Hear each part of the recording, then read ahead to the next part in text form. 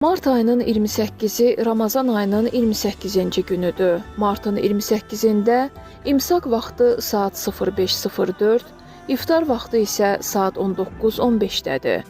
Ramazan ayının 28-ci gününün imsak duası belədir. İlahi, bugün mənə yaxşı əməllərin bəhrəsini bol et. İstəklərimi yerinə yetirməklə mənə kəramət göstər. Sənə yetmək üçün yollar içindən seçdiyim yolu özünə yaxın et. Ey israr edənlərin öz israrları ilə məşğul edə bilmədikləri Allah. İftar duası isə belədir. İlahi, sənin üçün oruç tutdum.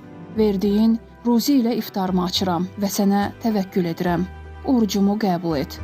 Həqiqətən sən duaları eşidən və hər şeyi bilənsən. Ey geniş bağışlama sahibi, mənim günahlarımı bağışla. Allah orucunuzu qəbul etsin.